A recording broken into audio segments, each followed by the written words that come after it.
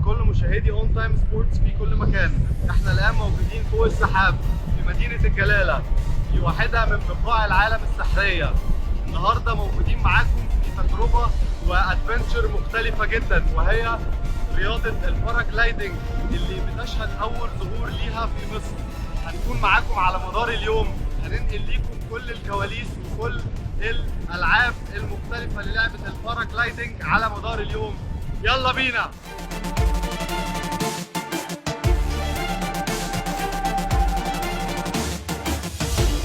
اون تايم سبورت.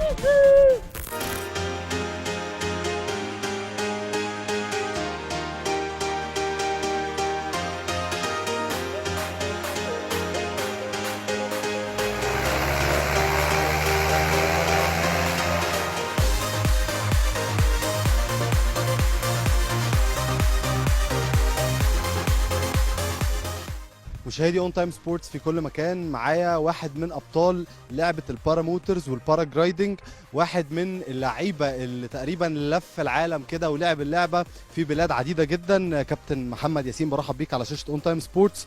خبره كبيره جدا طبعا في مجال الباراموترز والباراجلايدنج. عايز اعرف منك بقى الفرق بين الرياضه لما مارستها هنا في مصر وفي دول اوروبيه كتير. أنا مشارك في بطولة العالم اللي حصلت في كولومبيا، أخذت المركز الأول على العالم في الأكروباتيك، وشاركت في بطولة العالم للباراموتر اللي حصلت في الفيوم في مصر، ودلوقتي فتحنا حاجة جديدة اللي هي الباراجلايدنج في مصر في جبل جلالة. طبعا حاجة كويسة، وإن شاء الله هي مصر طبعا كلنا عارفين أم الدنيا، وهي أم السياحة وأم كل حاجة، ودي حصلت حاجة جديدة، فإن شاء الله مستمرين نحن بالموضوع ده، وحنكون دائما نحن السباقين أكثر من الأبطال العالم، لأن على فكرة دي نحن اللي عملناها اللي هو عباس بن فرناس، فلازم نحن نكون سباقين فيها. شايف ان مصر تميزت في هذه اللعبه رغم ان هي دخلت مصر في وقت قليل جدا؟ شباب مصر هم بقول لك ازاي، يعني دي رياضة هي روح المغامرة، والشاب المصري بيحب المغامرة، فأكيد راح نتميز. كابتن محمد، ركبت معاك نشفت رقنا، بس كانت اكسبيرينس ممتعه جدا بصراحه. طبعا اكيد، لان شرف لي ان انتم معاكم وقناتكم شرفتنا، فاكيد هو حاجه كويسه، وان شاء الله توعدونا انه تجربوها مره ثانيه.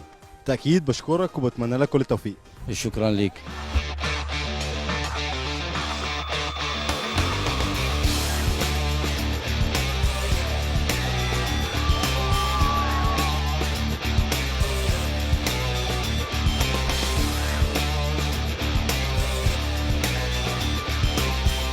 أنا هاني سعداني، طيار باراجلايدنج ومدرب باراجلايدنج.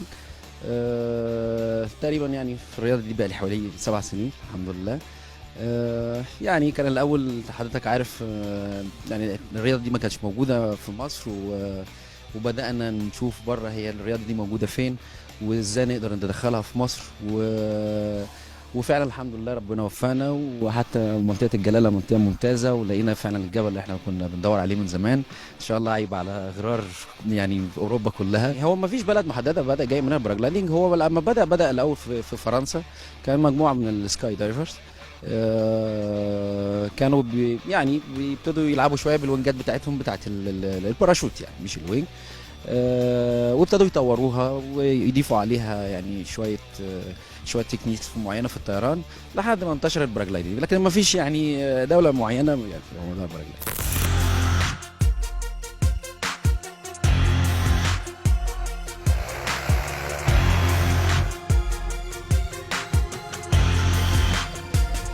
الحقيقه يا جماعه تجربه رهيبه، انا مش من الناس اللي بتعمل الحاجات دي خالص، بس انا انبسطت جدا.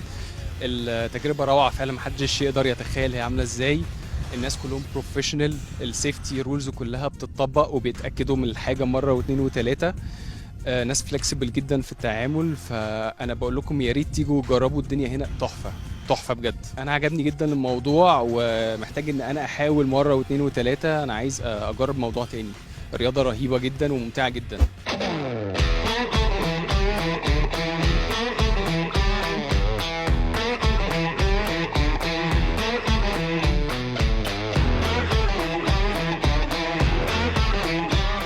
من مميزات رياضة الباراجلايدنج ان هي مش بتفرق ما بين ولد وبنت، يعني ممكن نشوف بمنتهى السهوله والاريحيه بنات كمان بيشاركوا فيها زي ما شفنا.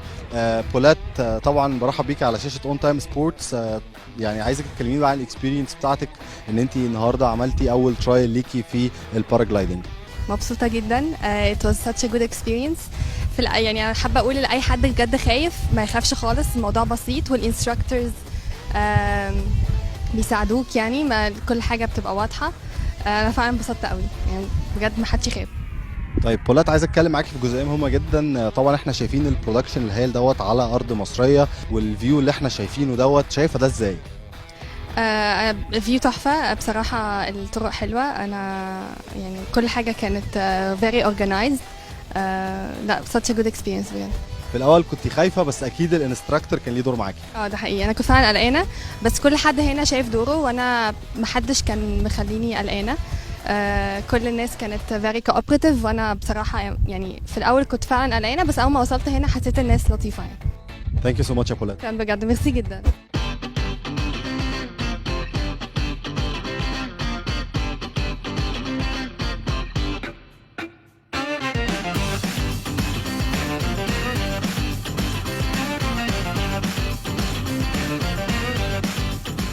الباراجلايدنج مع اللوكيشن الحلو كان المنظر فظيع قوي من فوق. البحر مع الصحراء مع الطريق، كان الموضوع حلو جدا.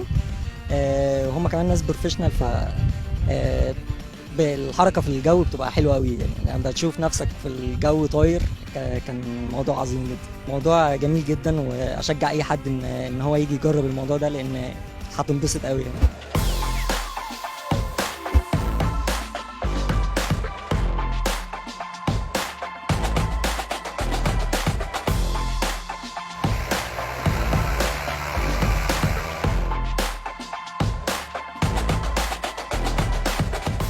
زي ما تابعنا مع حضراتكم رياضه الباراجلايدنج، هنتابع بقى رياضه الباراموترز، ولكن هذه المره مع محترف. كابتن يحيى، برحب بيك على شاشه اون تايم سبورتس. عرفنا بقى بنفسك وكلمنا عن بطولاتك، عدد الساعات اللي انت طرتها كانت قد ايه؟ بسم الله الرحمن الرحيم. معك كابتن طيار يحيى ابراهيم.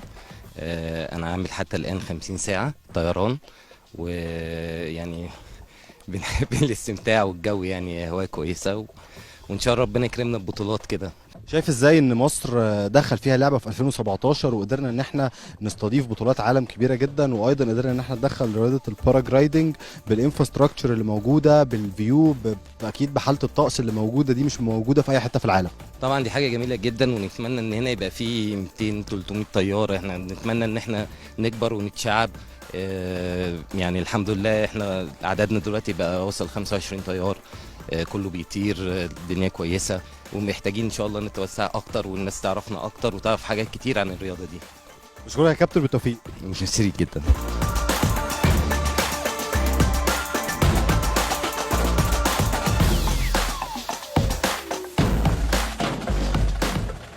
كابتن اسامه، في البدايه برحب بيك على شاشه اون تايم سبورتس، وبحييكم على المجهود الرائع اللي انتم عملتوه. واضح ان كان عندكم فيجن، كان عندكم رؤيه واضحه جدا ان انتم مش بس تنجحوا ولكن تحافظوا على النجاح بتاعكم، والفيرست امبريشن كان بطوله العالم. اهلا وسهلا. طبعا بشكركم على حضوركم معانا النهارده، ودي حاجه طبعا استكمال للتعاون ما بيننا وما بين اون تايم سبورتس. الفتره اللي فاتت دي احنا بدانا من 3 سنين 2017. كنا مدخلين رياضه جديده لمصر، الباراموتر. عملنا بطوله تحدي ابطال العالم 2017. بعد كده عملنا بطوله العالم، دي كانت اول مره تحصل في الشرق الاوسط، ان دوله في الشرق الاوسط تستضيف بطوله العالم. وكنا في وعد ما بيننا وما بين الناس ممارسين الرياضه دي في مصر او الرياضات الجويه عموما، ان احنا كل سنه بنقدم حاجه جديده. السنه دي الحمد لله 2020 بنقدم رياضه الباراجلايدنج. دي حاجه جديده، والتنشيط برضو للسياحه الرياضيه في مصر. كابتن اسامه، يمكن ناس كتير فاكره ان الموضوع صعب، يشوفوا الباراجلايدنج او الموضوع بالنسبه لهم ايه ده وازاي، وانا لازم يبقى معايا لايسنس عشان اطير. النهارده انا خدت الاكسبيرينس، والموضوع بصراحه كان يعني جامد جدا، واتبسطت قوي، ما كنتش متوقع ان هو بالسهوله ديت. فتقول ايه للناس اللي هي عايزه تجرب وخايفه او قلقانه؟ احنا كان هدفنا نشر الرياضات الجويه عموما في مصر، او اي حد حابب ان هو يمارس او يجرب. زي حضرتك النهارده، حضرتك جيت النهارده وقلت لك حابب تجرب وقلت لي يلا بينا، قلت وبيتهيألي ان يعني ما كانش في اي خلفيه قبل كده. ما بيطين معاك ناس عندنا ناس محترفين الحمد لله، عندنا خبراء من بره، لان بننزل حاجه رياضه جديده جوه مصر. تاني حاجه شغالين عليها في الاماكن السياحيه الجديده في مصر، يعني شغالين يعني يعتبر في توازي مع الدوله.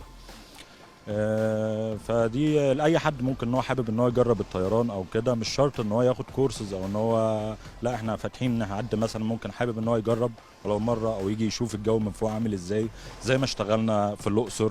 ودي كانت برضو تجربه كانت مميزه جدا، ان انت تلف على المعالم الاثريه في الاقصر، معبد الكرنك، معبد الاقصر، حتشبسوت، تلف الاماكن دي من فوق. دايما الفيو مختلف، زي النهارده كده انت بتشوف الجلاله بشكل مختلف تماما، البحر مع الجبل، منطقه السخنه من فوق من الجو. في الحقيقه انا بضم صوتي لصوتك بخصوص الانستراكتورز. فعلا الناس بتشتغل بطريقه بروفيشنال جدا، السيفتي والبريكوشنز على اعلى مستوى. عايز بقى اعرف منك النكست ستيب، هتعملوا ايه بعد كده؟ ان شاء الله احنا بنجهز هنا في منطقه الجلاله ان شاء الله ان يبقى في ايفنت عالمي زي ما دايما متعودين ان احنا نشتغل مع بعض. يعني عايز اعرف منك عندنا كام طيار في مصر؟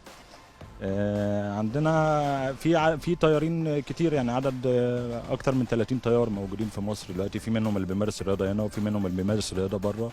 بس لما بنعمل تجميع ايفنت مثلا بيجي كل الناس من كل دوله في العالم، يعني اخر ايفنت كان فيه 39 دوله مشاركين فيه. اخر ايفنت في الهرم كان فيه 160 سكاي دايفر. كابتن اسامه انا بشكرك شكرا جزيلا على وجودك معانا على اون تايم سبورتس، وقد ايه فعلا احنا اتبسطنا باليوم النهارده. متشكر جدا، شكرا لحضرتك.